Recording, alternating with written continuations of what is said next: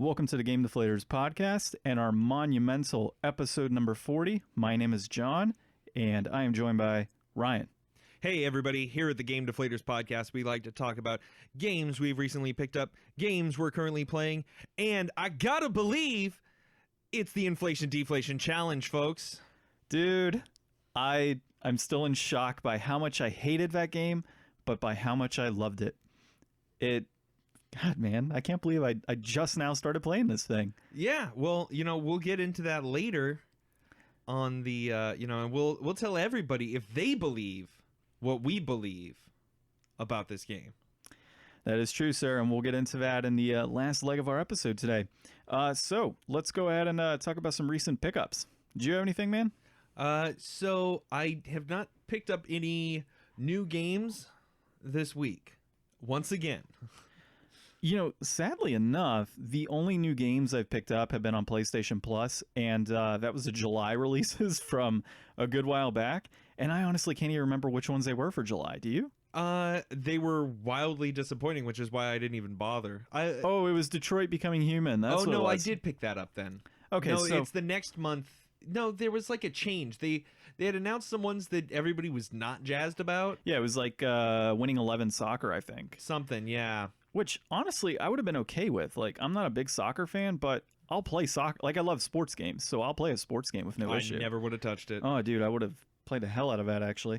But Detroit Become Human, that is my recent pickup this week. Yeah, I guess I'll count that the same, although I think I got it last week, maybe. Yeah, I don't know if you can count that this week. We can't go behind. Yeah, never mind. So nothing. Yeah, I'm still nothing. Still nothing. But what we can say is that Ryan screwed up last week, and he, in fact, did have a pickup. This is true. Well, last week we talked about our tiny PlayStations. Oh, yeah. But, dude, we picked those up 2 weeks before. Man, we are behind. That or we're just 40 episodes in, and we have no idea where time is or what happened to it. Yeah, time is lost in our 40th episode. Well, that being said, so you didn't pick up anything. Except last week. I picked up Detroit Becoming Human. I think the new August games are already out. I don't even know what they are. I got to look into it. So I'll count that next week if I don't pick anything There up. we go. That's what I need to do. Once a month, I'll at least have those free pickups. There's usually about 3 games that come out during the year. They cut off the Vita. Well, yeah, but I mean... Used to be I got PS3 games, Vita games, PS4 games. I think they cut off PS3 as well, didn't they? Yeah, they did. Yeah, so usually they release about 3 games on a monthly basis. So what you need to do is pick up one game 1 week, the next week pick up the next game, and then you can have a new pickup every week. There we go. There we go. That's smart, John. Actually, dude, so on Twitter, on the tweeter, our favorite social media of our Hit us up on Twitter, folks. Find us at Game Deflators. Yes, at Game Deflators, not there the was Game no Deflators. the. Although available. It shows up as the. So there was actually one person that brought up a good point. He was like, hey, what happens if everything just hits the fan and Sony's like, hey, we're done with the PlayStation Store and we're going to wipe all downloads? Like, what happens to all your digital downloads? Well, people talk about that all the time, especially people who are really interested in preservation of online content and being able to play games. I know it's a big contradictory thing that people have with Stadia. They're like, well, I want to try Stadia, but I don't want my hands to be in a company that's already killed off so many supports for online projects. So is it worth investing your money in? And I see this argument all the time, and I don't buy into it because I think that there's nothing really wrong with doing digital games. I mean, you could lose all of your stuff in a fire. So, it is nice to have that physical media that you're always sure is going to be there, but I'm not as concerned. I know people have tons of stuff in their Steam libraries and they're not worried about that. It's just one of those things that doesn't concern me. It doesn't concern me either. I think I'm up to 1,800 games now, which for a lot of people, that's like a drop in the bucket. Some of the collectors I've seen, but I don't know. I think it's kind of nice. It's a healthy collection. It is. I can play a game a day for a very long time, 5 years. So which games have you been playing a day this last week? So we are now at the end of Donkey Kong Country 3. There you go. My wife and I are on the path to 103%. So right now we're sitting about 70%. We're in the last area. We did just go through the bonus area and get, I think we beat 4 levels out of I think it's 6 in that area. So we're on the quest to find the giant banana bird. I think it's the queen banana bird. So played that, and I did play a little more Suikoden 2. I'm kind of debating at this point. Like, I know what the ending is going to be, like the good ending versus the bad ending. Spoiler alert for people. Do you care, Ryan? Not so much. I mean, you're going to talk about this game I won't talk in about its entirety once you're done with it anyways. Yeah, I won't talk about the exact person, but there is a character that dies if you do not get all of the 106 different characters. So that's kind of the thing. It's like it's a key character. So I'm along the lines of I already know this character could potentially die, but then they could potentially live. So it's like, do I just kind of blaze through it at this point because it's taking so long to go through the overall like process of a strategy guide and trying to find every single character, or do I just play it through and then watch a video of the final cutscene? Well, how much more do you need? I'm probably honestly 50% through the game in terms of overall characters.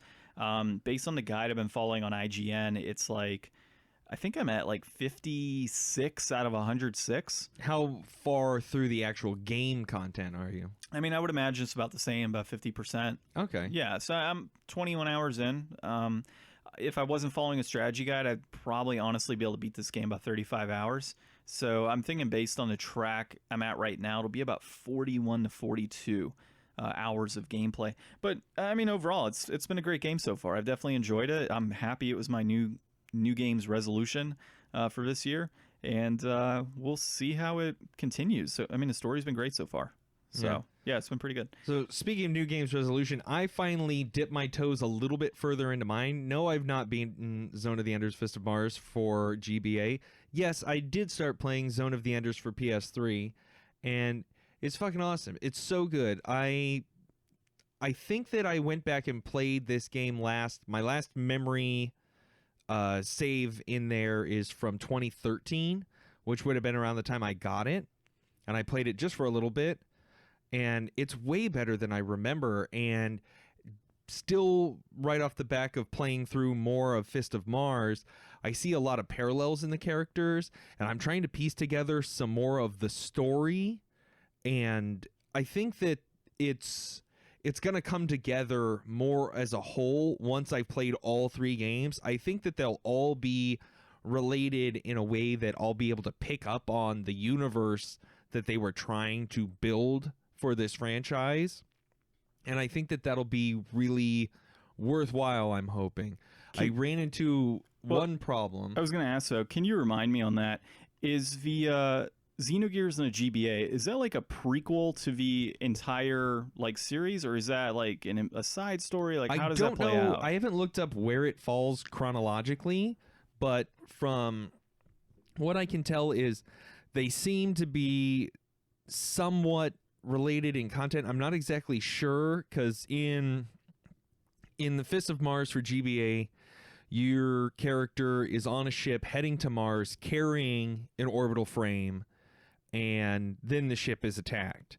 Now, in Zone of the Enders 1, you start off on a colony that is under attack, and your job is to try to get the frame that you're in to the surface of Mars through a ship. Now, the ship name is different than the ship in the GBA, but they also mention that there's 2 orbital frames on the station that there are the targets of the enemy, and the name of the second game is The Second Runner.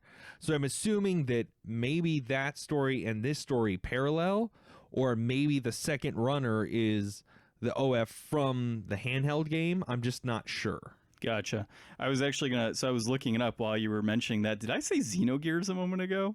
Well, I didn't even. If you did, I totally went right by it. Yeah, it's funny because I was like, yeah. So we have our live studio audience. So yeah, I totally just said Xenogears. I was Googling. I'm like, Xenogears chronological I've order. always wanted to check out Xenogears. Yeah, so I was trying to look it up here really quick, and now it's going to be out of context. So we got to continue on. We will try and figure out the chronological order on Google next week. Yeah, my biggest problem with the game was actually the hardware. My PS3 controller is suffering from this problem where I'm getting just random button inputs, and it makes it impossible to try to play this game, because as you go from city to city in the game doing the missions, certain missions have like a survivor count, and you want to try to keep as many survivors alive, and you want to try to damage the colony as least as you can, because if you shoot a building or run into a building or an enemy hits a building, it'll blow up and cause more damage to the colony, and you get rated on your performance. So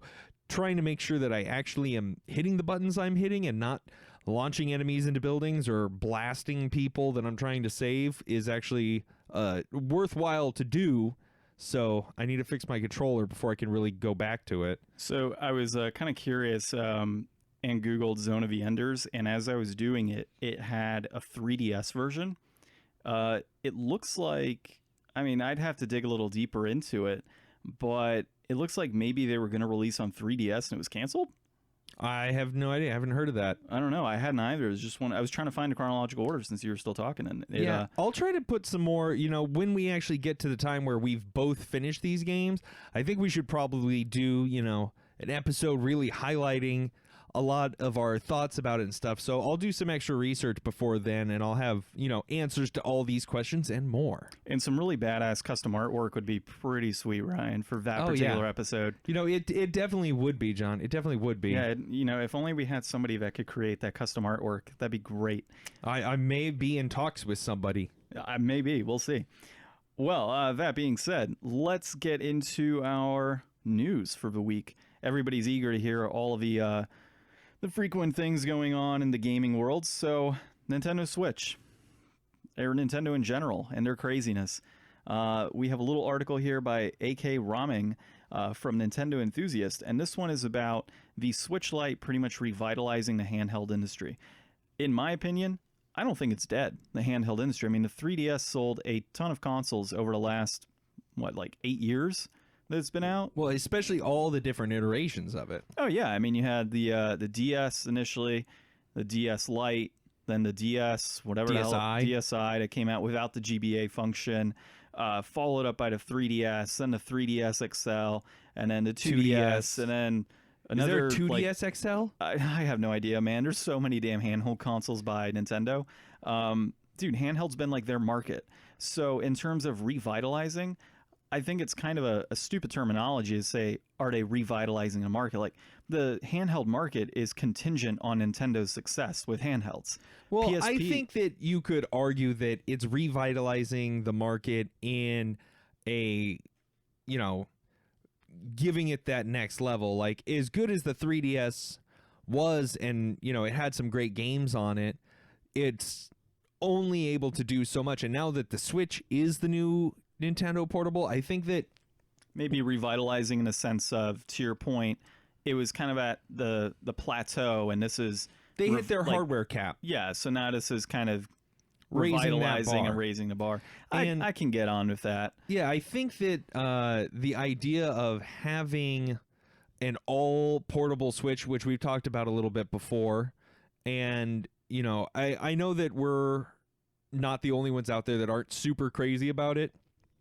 But I respect the idea. I think that people who just want it for portability, I think that is, it's up to them if they're wanting to save that extra $50 so they don't plug it into the dock or, do multiplayer easy on it. It's very restricted, but some people work within that restriction. And even more than that, I'm excited to see what happens when the majority of people are all playing the same console, because there's been a divide between people who home console, people who portable console. You may not be able to plug it into your TV, but you can still play together. So it's really going to expand the pool of connectability between the people who have portable consoles and people who have home consoles. Now we're all the same under Switch. Yeah, that definitely makes a lot of sense, dude. I guess where I was kind of getting hung up with it, though, is, it really isn't necessarily, to my point, a revitalization of the handheld market. And it really is Nintendo, to your point, lifting the bar, not necessarily, hey, the market, is losing interest in handheld consoles. I mean, the 3DS and every single iteration of that console is proof that it isn't going down. If anything, the PSP and the Vita would be, causes for concern. If those were the premier items on the handheld market and then the Switch came out, I would call it a full revitalization of the market. But this is just pretty much like we're going to next gen on handheld. Yeah, exactly. Yeah. Exactly. Well, I guess going into all of these iterations of the 3DS, the most recent article that you pulled up today was by Steve Dent of, what is that, Engadget? Yeah, Engadget. Yeah. And so this is a short article, and they spend a lot of time in the article mostly addressing new tech for the new Switch Lite. So this talks about Nintendo wanting to extend the life cycle and make sure that, you know, the Switch runs for a long time. I mean, the DS family ran forever, and so they're going for that again.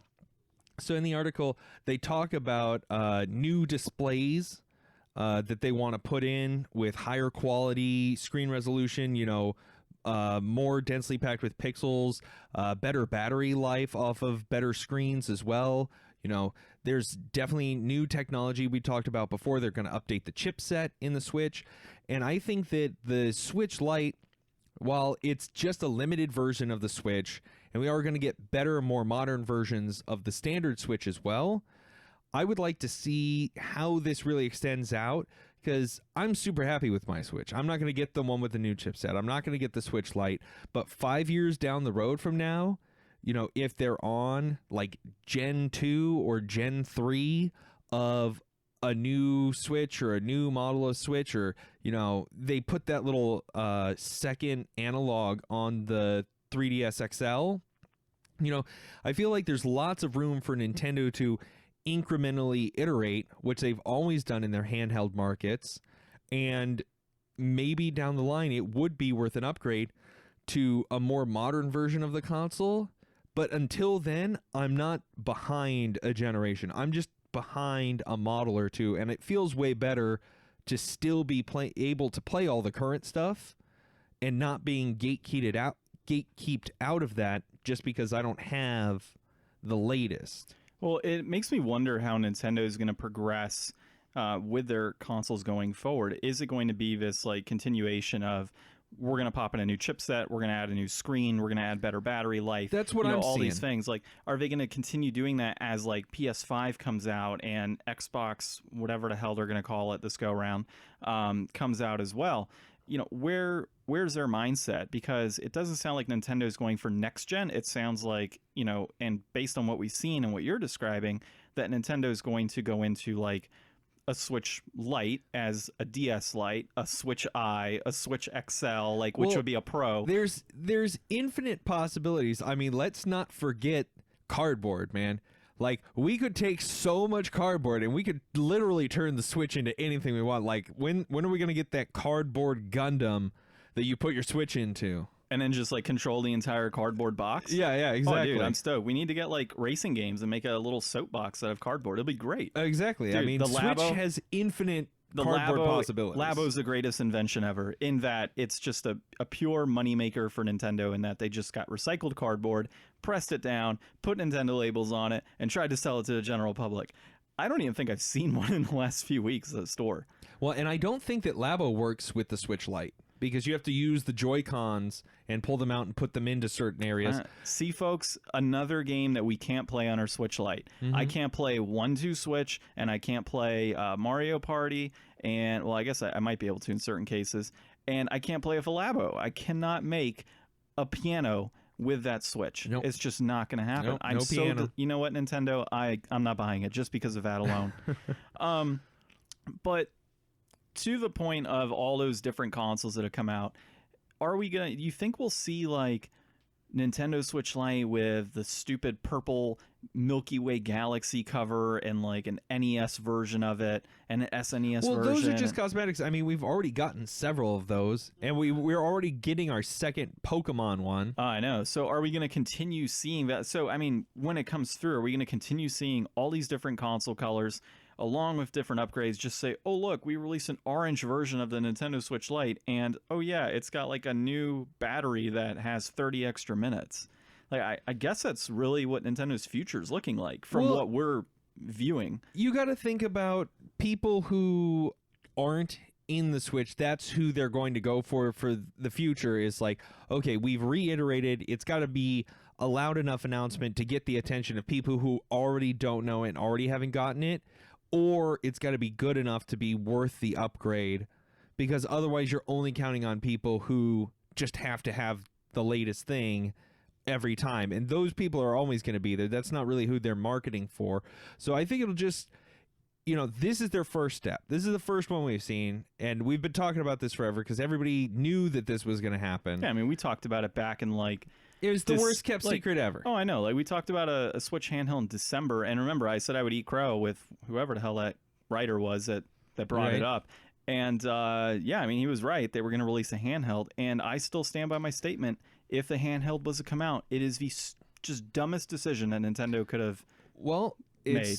We'll see where it goes, and we'll see what happens from here. Like I said, market, put an earmark on it. We'll wait a couple years. We'll see how many other upgrades or versions they've decided to try to go with. Because if they're going to stretch this Switch out to last another 7 years for a console generation, we'll see some pretty interesting stuff. Nintendo doesn't let their hardware sit that long without changing it. Yeah, I really can't wait to see their Q4 earnings, for Nintendo, and then obviously their their annual results for everything. So yeah, that's going to be one to keep an eye on. Sony, I think, will do pretty well towards the end of the year.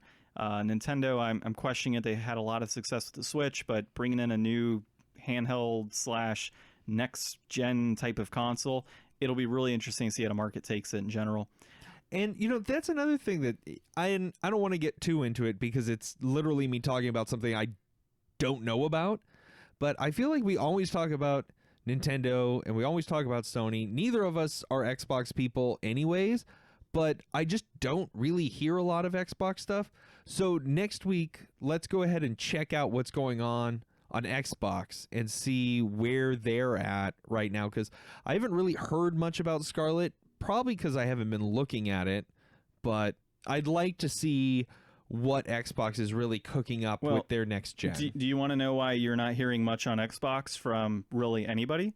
Because nobody really plays Xbox. Nobody really buys it. So if you look at I'm not saying people don't play Xbox. Lots of people play Xbox. I don't play Xbox. Well, yeah. Now, here's the thing. If you look at global sales so far, Nintendo Switch is sitting at 36 million, although I think it came out a year after PS5 and Xbox One, right? PS5 isn't out, and I mean PS4. No, it sorry, came PS4. out way after. Yeah, so a year or two after the fact.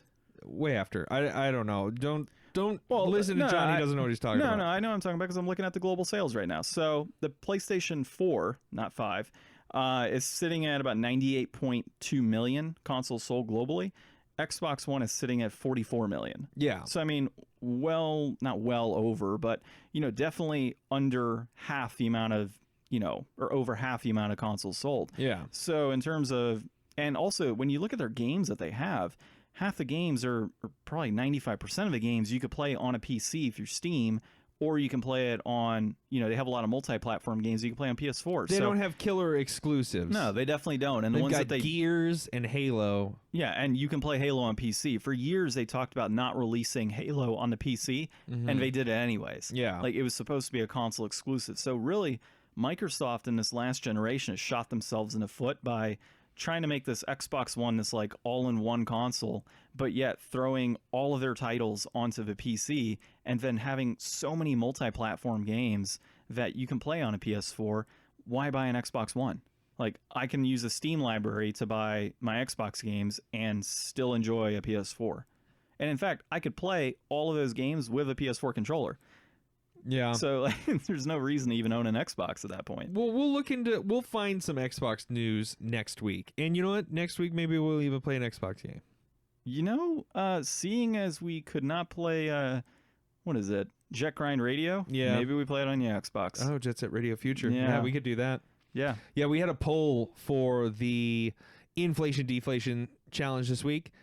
Thank you to all 20 people who showed up and voted. We appreciate that. That includes me, by the way. If you guys are out there, let us know if you have ideas for stuff that you want us to play. We'll definitely throw, some polls out there every once in a while if we're juggling a couple ideas. I know we're just hot off the back of Spider Month, so that's this week we decided between Jet Grind Radio for the Sega Dreamcast, which I never owned or really played, or PaRappa the Rapper for PS1. I do want to interrupt you, though, because we got one more article to talk about here, Ryan. Oh, yeah, that's right.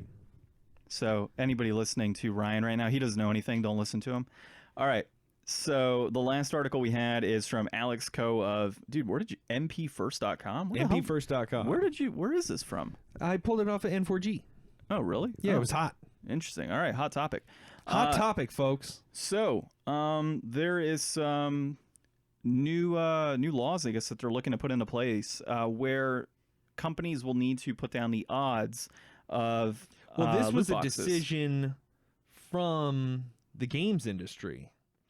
So this article talks about how Nintendo and Microsoft and Sony have agreed that they are going to make publishers post the odds of their loot boxes in game. Now, this is something that other countries like China and some other Asian countries have made online games post, like especially mobile gacha games and PC games, post the actual odds of you obtaining certain things to make it a more see-through system. Because if anybody's ever fallen for gacha stuff, you know that you'll get that rush of like, oh yeah, I got a big good 5-star character, and then it's like, how many times until you get another one? Well, here's a good comparison for you on loot boxes I was thinking about.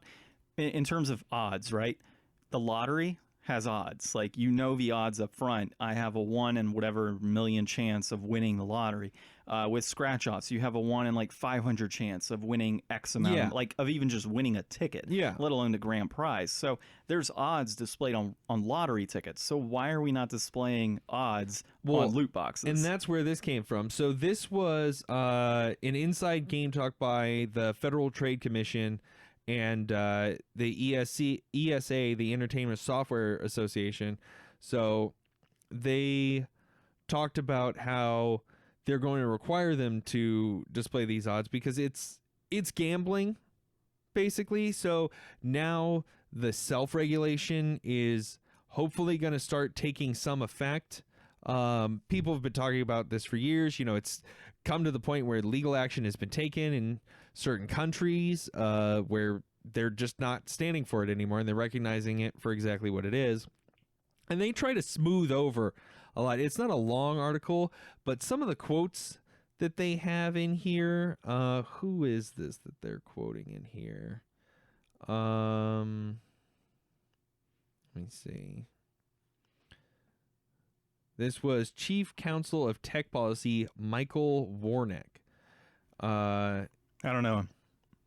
Yeah, he's so let's see. During and inside the game talk by the FTC, the ESA's Chief Counsel of Tech Policy, Michael Warnick, discloses big name hardware makers Sony, Microsoft, Nintendo have agreed to require the odds of earning items in loot boxes, blah, blah. And then he goes on and he has this big long quote.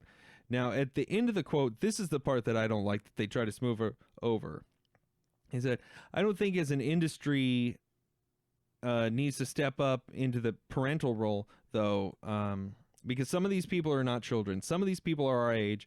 They're spending $1,000 on a game that they love, and they spend this as their way of relaxing after a hard day's work. Now, I think it's bullshit that you should be saying that anybody should be spending thousands of dollars on loot boxes as a way to relax after work. Like, if somebody's willing to spend thousands of dollars as a way to relax after work, that person probably has a problem with their spending habits that you shouldn't be trying to entertain with your $60 game.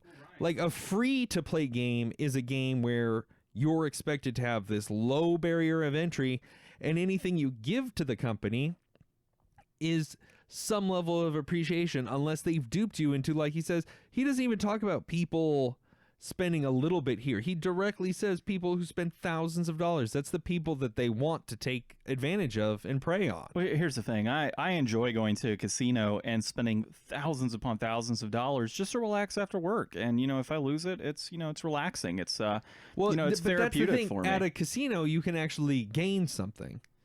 You're I mean, I can gain something. No, I'm getting my costumes. They say in the game that those have no actual monetary value. You're just spending money. You're not really gambling because you can't win. There's no way to really win. I'm winning with that brand new T-shirt I could put on my Fortnite character. There you go. Yeah. Yeah, I mean, definitely a really crappy point on his end, because age means nothing. Because if somebody's mental health is beyond, and they're spending thousands of dollars, I mean, really all he's done is enforced what we're talking about. It needs to be displayed, and there needs to be something done on these loot boxes. Well, and I'm interested to see, because this says that this isn't to be implemented until they're targeted at 2020. 2020, yeah. But I know that they just released the microtransaction marketplace for Crash Team Racing Nitro Edition that had just come out, the remake for Crash Team Racing.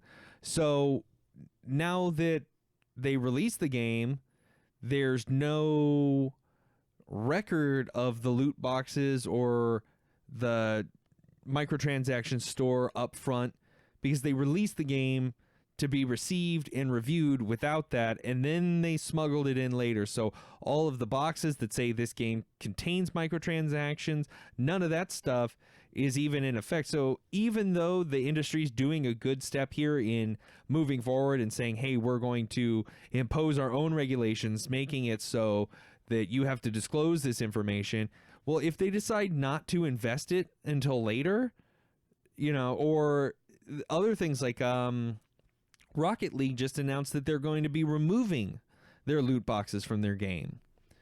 That makes me want to play Rocket League now. That's actually one I've wanted to get into.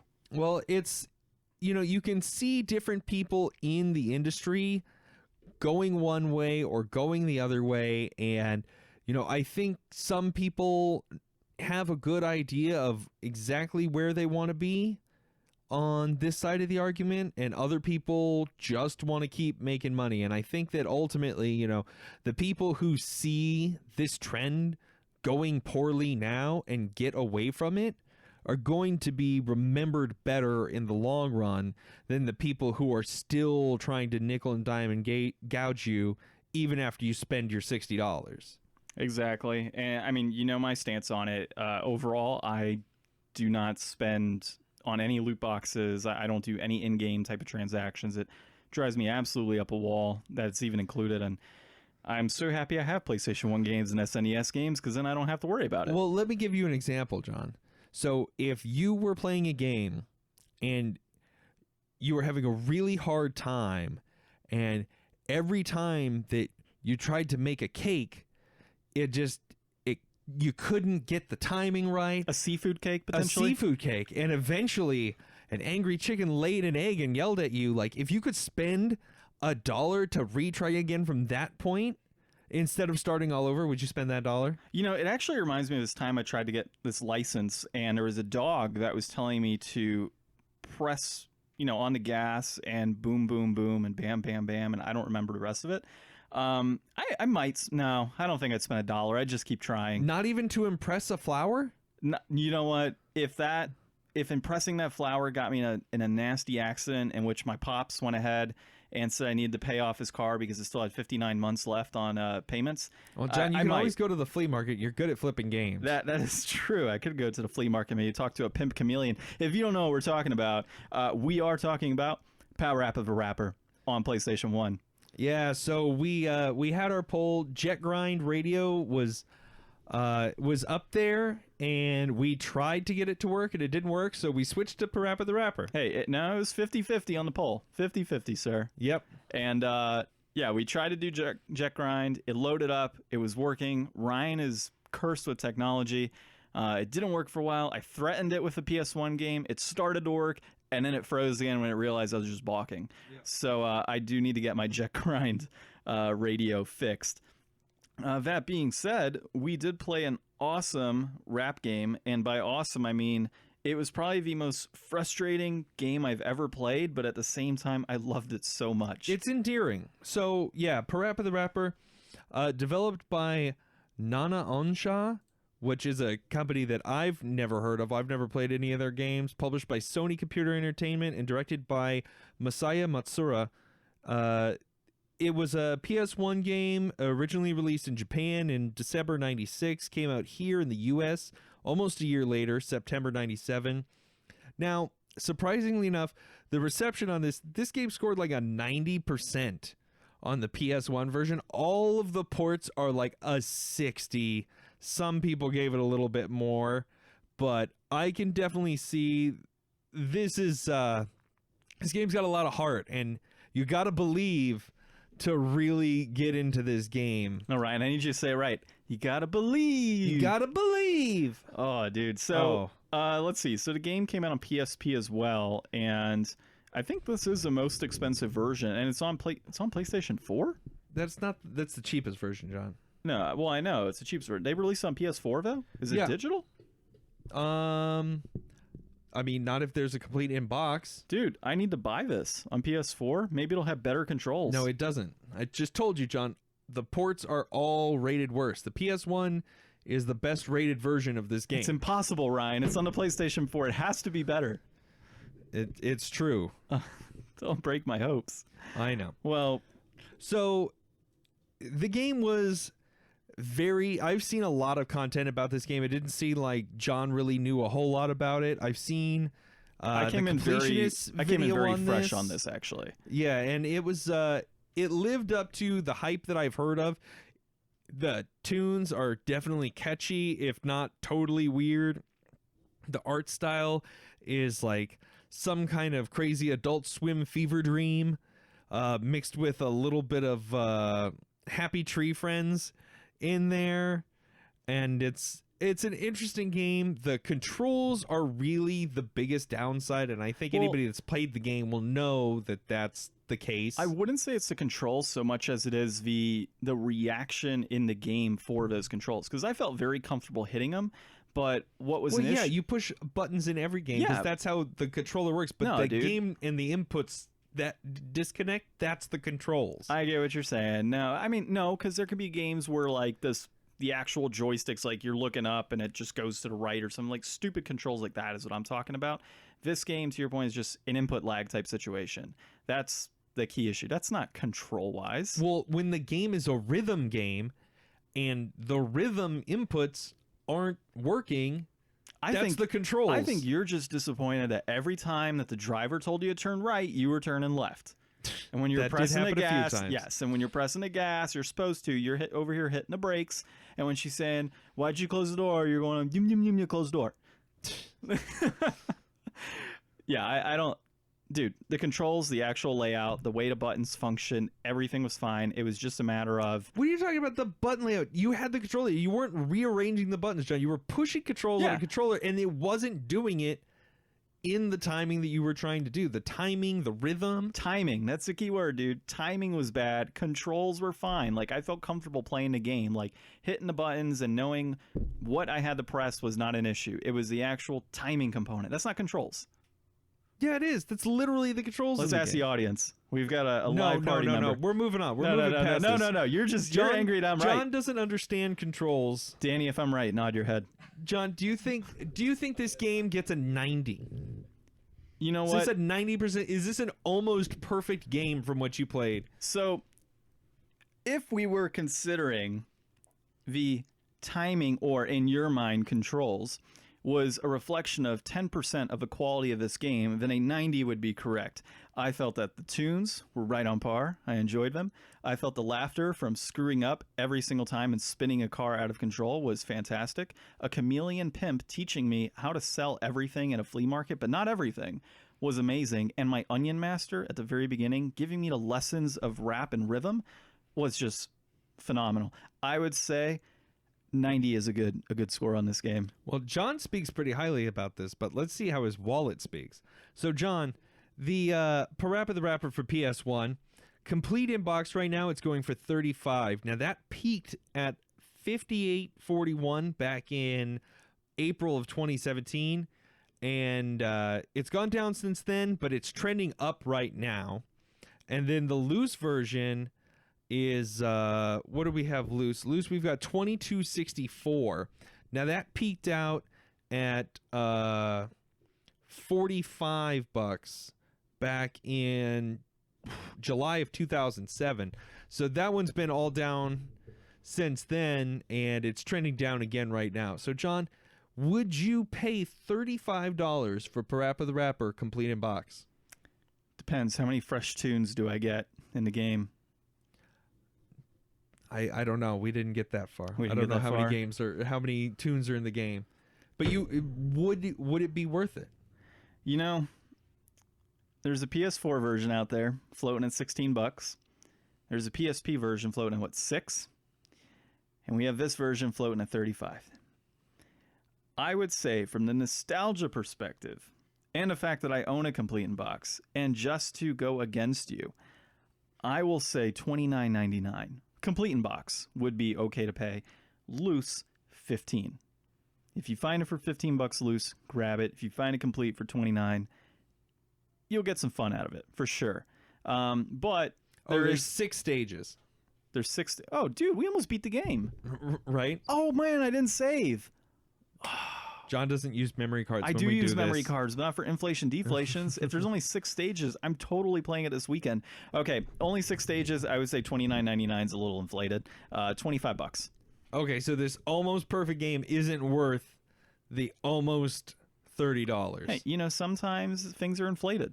Okay. Yeah. Well, I'm going to tend to agree on this one. I think that it was a fun game. It was a fun art style. It was really creative. But this is a game that I'm glad that John owns so that I don't have to, because I think that anything over, I don't know, man. I'd say anything over $20 is probably a little too much to pay for this. On a complete in box side? I mean, they're saying the game's valued at $35, so I would say maybe $25. I'd knock $10 off of that and say, you know, hey, if you can buy this for a deal, get it. But I wouldn't pay what the market price is for this game right now. I think it's inflated. You know, we're devaluing my collection one game at a time. One game at a time. One game at a time. There's some games I think that we've done that have been... Well, and the market changes. Yeah. Like, that's the thing. You look at these charts that we check out on price charting, and, you know, it goes up and down, and, you know, sometimes it comes and go, but these are all just an aggregate of what people are actually paying for. It's an average. Some people are out there, and they're willing to pay more than $35, and some people are willing to pay less than $35, but the market says that betwixt all that, $35 is about right. Yeah, and actually, I'll give you a good example of market fluctuations. So Conker's Live and Reloaded, Live and Reloaded, that game was going for easily $50-$60 for a while. I can double check, but on the Xbox, I just sold a copy for $35 complete, because it's just not as appealing as it used to be. And a game like this, I don't know why it's gone up as of late, though. Trending upwards? That seems kind of off. I mean, it's just trending up a little bit at the end. It probably means that, you know, somebody probably talked about it recently. And... Well, no, it's 35 right now, so that means that somebody probably paid 40 for it. So that ticked it up just a little bit. Like I said, it's an average of who's paying. So if you get in a bid war on eBay and you wind up spending $3 more on it than you wanted to, that's going to affect the charting here, and it's going to tick it up or down. Because what's it got for an average? It's got complete 1 sale per day, loose 1 sale per week. So, you know, it looks like it's being actively traded around pretty regularly. Yeah. No, it definitely does. It's a popular game. I mean, PaRappa landed himself in that Sony Battle Royale game. Yeah. You know, I never did play him in that game. I played as a Heavenly Sword character and Nathan Drake. Yeah, when I played that. He's a great iconic character. You know, lots of people know who PaRappa the Rapper is. It's a classic game for people that have played it. You know, even I recognize it as a classic, even though I've never played it, and I'm glad that I've had my time with it now. But unlike John, I don't think that I'm going to spend very much time with it anytime soon. Yeah, honestly, God, what was the other game? I wanted to beat another game this weekend too. Oh, Wolfchild. But I might actually go back to PaRappa the Rapper this weekend and knock it out. I mean, 6 stages? Come on. That's like when I was playing Mr. Mosquito earlier last year. Like, super fast game to beat and just kind of get through and be like, I completed it. So I might do that. I might hook it up to a tube TV, though. I'm wondering if that was part of our issue, is playing on a tube or on a flat screen versus a tube TV. Could be. Yeah. Well, Do you have any idea what you want to do next week? Co-op game? No. Next week we'll check out Jet Set Radio. Okay, for Xbox. So you definitely want to do that game? Yeah, let's do that. Okay, cool. So yeah, Jet Set Radio next week on the Xbox. Original Xbox. Yeah. For anybody confused. Do I have it, though? We'll find out. Next week on the Game Deflators Podcast. If we don't have it, then yeah, let's go ahead and play a co-op game. Are you looking for it right now? Yeah, I don't see it. Give me 1 second, folks. Give me 1 second. Ryan, you just keep talking. Tell a funny joke. God, that's a lot of pressure. I don't know any good jokes off the top of my head. Well, just do one. And who would I tell it to? Well, anyways, hey, here's a funny joke. We need your help. We've got loads of social media and nobody to laugh at all of John's memes. So, get out there, check us out on the Facebook, Instagram, Twitter, the Game Deflators. The Facebook and the Twitter. The Facebook, the Twitter, and the Instagram. And YouTube.